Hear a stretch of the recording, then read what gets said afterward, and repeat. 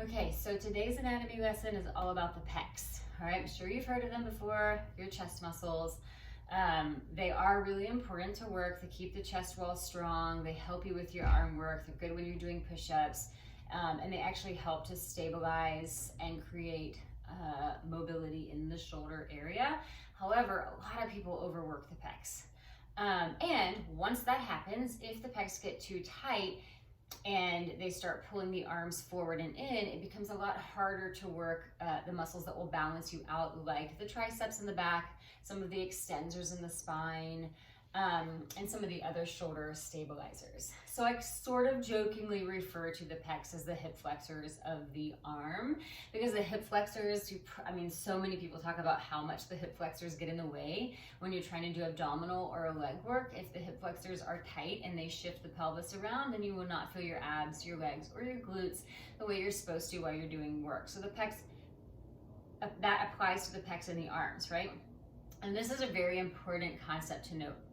Tight doesn't always mean strong. It often doesn't mean strong.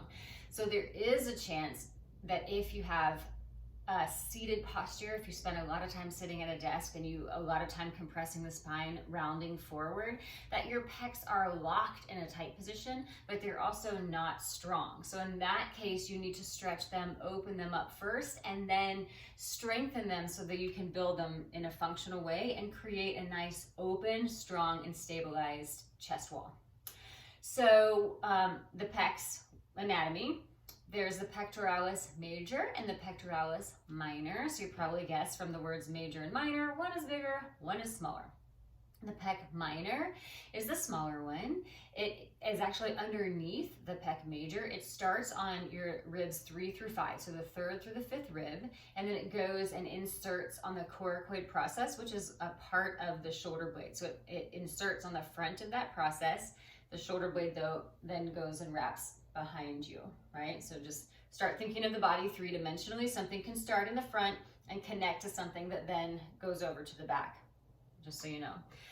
The pec major has a couple of different places where it originates. So it originates on the collarbone, the clavicle, and then also on the breastbone, the sternum, the costal cartilage, which is the cartilage of the ribs, right? Costal equals rib. 1 through 6, right? And then on the 7th rib, so on that actual bone. That's where it starts, okay? So that's pretty big in the chest. And then pec major inserts on the upper arm bone, the humerus, okay? So what do these two muscles do? When the rib cage is stable and fixed, it brings the arm in and the collarbone down, yeah?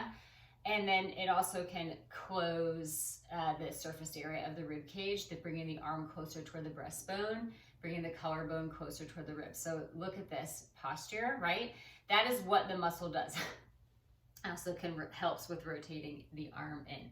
Now, obviously, if I'm in a nice neutral spine, I've got my rib cage fixed neutrally on top of my pelvis, my collarbones are open and wide, strength of the pec is not going to do this to me, right? It's going to create a strong, stable chest wall. It helps to lift the breast tissue.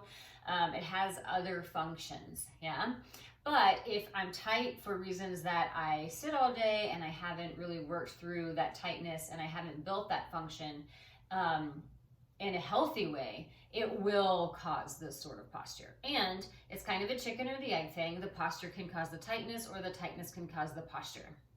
So as you know from previous videos, there's many reasons that you might find yourself in this posture. It could simply be your work, that you have to sit and stare at a computer all day, or you spend a lot of time reading.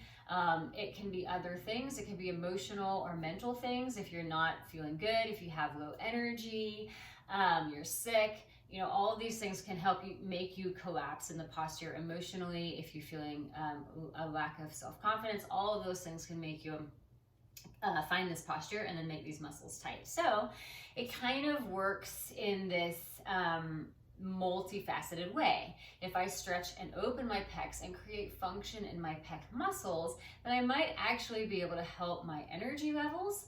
I will definitely decrease pain in the neck and the back, and in the arms, and then I will feel a lot more strong, and it can help in all these other mental and emotional ways as well. So keep all of that in mind when you're thinking about the pec muscles. And then there will be some exercises and stretches to follow.